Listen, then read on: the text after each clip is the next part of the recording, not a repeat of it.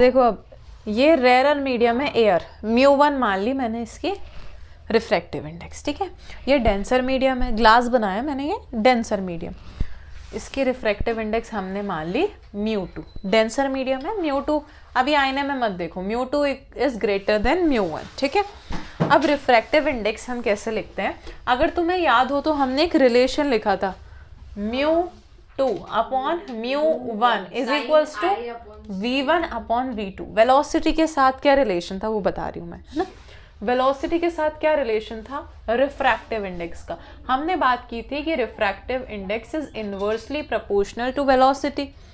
ये याद है कि जो डेंसर मीडियम होता है उसमें वेलोसिटी कम होती है, उसमें लाइट धीरे ट्रैवल करती है, और रेयर मीडियम में लाइट की वेलोसिटी ज़्यादा होती है इधर। तो हम बोल सकते हैं कि μ1 वाले के लिए मैंने वेलोसिटी मान ली कुछ v1, μ2 वाले के लिए मैंने वेलोसिटी मान ली कुछ v2। तो ये डेंसर मीडियम है तो इसमें वेलोसिटी कम होगी, ये रेयर मीडियम है तो इसमें वेलोसिटी ज़्यादा होगी, यानी कि v1 is greater than v2 होगा, इसमें वेलोसिटी ज़्यादा होगी, इसमें वेलोसिटी कम होगी। अब मैं मान रही हूँ एक इंसिडेंट वेव फ्रंट, एक पैरेलल नहीं, एक प्लेनर इंसिडेंट वेव फ्रंट आया इसके ऊपर, ठीक है। ये एक प्लेनर इंसिडेंट वेव फ्रंट आया, इस एक पॉइंट को मैंने माना A, इस पॉइंट को मैंने मान लिया B। इस वेव फ्रंट के परपेंडिकुलर हम जो लाइन खींचेंगे वो रे होगी इसके लिए। इसको मैं पूरा अच्छे से बना देती हूँ ऐसे।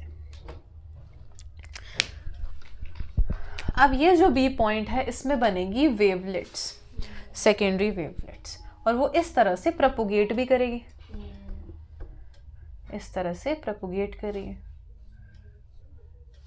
और इसको कुछ इस पॉइंट पे हिट कर रही होगी, इस पॉइंट पे मान लिया हमने।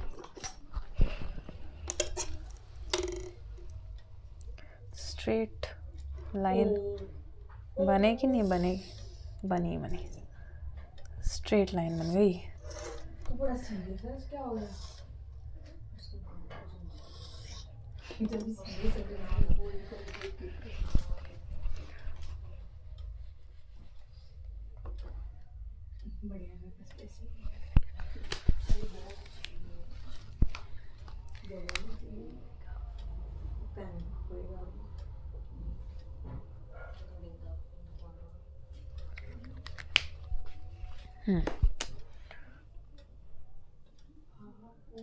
हाँ, तो ये जो परपेंडिकुलर लाइन हमने बनाई है ये क्या है, रे है, ठीक है। वेव फ्रंट के परपेंडिकुलर वाली लाइन रे हो गई।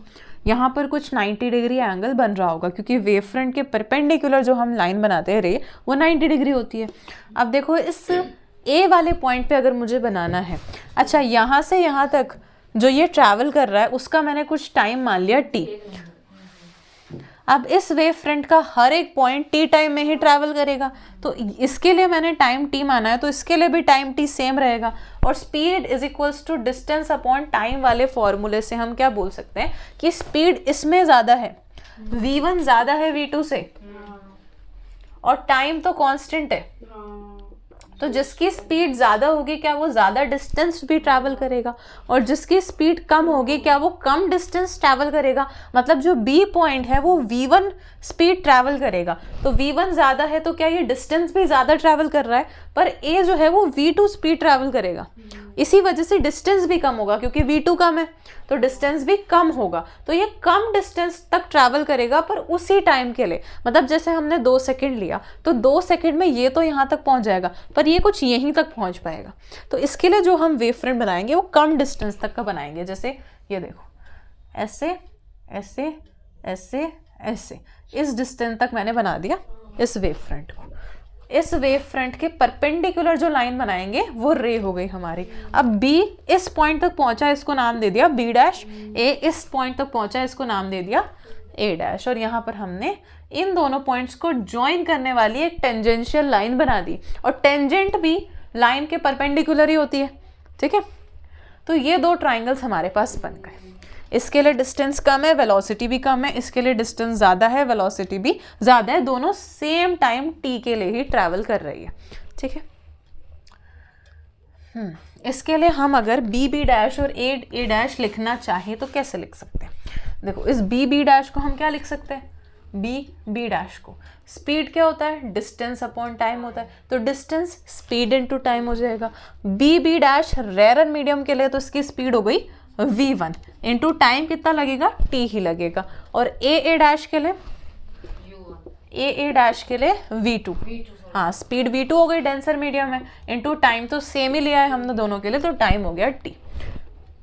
इसको अभी हम ऐसे ही रहने देते हैं, इक्वेशन 1 मान लिया, इक्वेशन नंबर 2 मान लिया। अब इस वाले ट्राइंगल के लिए ये वेव फ्रंट जब आ रहा था, इंसिडेंट वेव फ्रंट था, planar incident wave front, surface के साथ जो एंगल बनाता है क्या वही इंसिडेंट होता है ना, इंसिडेंट एंगल। अब ये हमारी फाइनल वेव फ्रंट थी, तो इसको ऐसे पैरेलल बना देंगे, ऐसे गई है वेव फ्रंट, ठीक है। तो ये इंसिडेंट वेव, ये जो रिफ्रैक्टेड वेव फ्रंट है, ये इंसिडेंट वेव फ्रंट था, ये रिफ्रैक्टेड वेव फ्रंट है। रिफ्रैक्टेड वेव फ्रंट इस इंटरफेस के साथ जो एंगल बना रही होगी वो एंगल आर होगा, रिफ्रैक्टेड एंगल, ठीक है। इस आई के लिए हम क्या लिख सकते हैं, इस ट्राइंगल में, in triangle A B B dash, हम इस आई के लिए लिखेंगे साइन आई। अब देखो हमें क्या प्रूव करना है, स्नेल्स लॉ। रे ऑप्टिक्स में हमने क्या पढ़ा था, स्नेल्स लॉ पढ़ा था, इसमें उस स्नेल्स लॉ को हमें प्रूफ करना है, ठीक है। तो मैं साइन आई और साइन आर को लिखूंगी तो स्नेल्स लॉ प्रूफ कर सकती हूँ। तो साइन आई को हम क्या लिखेंगे, परपेंडिकुलर, हाँ परपेंडिकुलर अपॉन हाइपोटेनियस, 90 डिग्री के सामने वाली हाइपोटेनियस हो गई, तो परपेंडिकुलर हो गई बी बी डैश, हाइपोटेनियस हो गई A B dash, B B dash upon hypotenuse हो गई ए बी डैश, ठीक है। अब साइन आर को क्या लिख सकते हैं, इस ट्राइंगल के लिए, इसके लिए भी मैं ट्राइंगल लिख ही देती हूँ, in triangle A dash B dash, A dash B dash, हम साइन आर को क्या लिख सकते हैं, साइन आर के सामने वाली side perpendicular a dash upon hypotenuse a B dash, A dash A dash upon a. अब नहीं बोलना है तुम लोगों को, ये थर्ड इक्वेशन है, ये सेकंड इक्वेशन है। अब मैं इक्वेशन थर्ड और इक्वेशन थर्ड और इक्वेशन फोर्थ को डिवाइड कर रही हूँ। डिवाइडिंग इक्वेशन 3 बाय 4, तो साइन आई अपॉन साइन आर हो जाएगा, sine I upon sine are is equals to, हाँ b B dash B dash upon a B dash. इसको हम डिवाइड करेंगे, डायरेक्ट ही कर दो ना, इनटू करके रेसिप्रोकल। अब चलो लिख ही दिया है, a dash upon a B dash, हाँ तो इसको रेसिप्रोकल करेंगे, तो ए बी डैश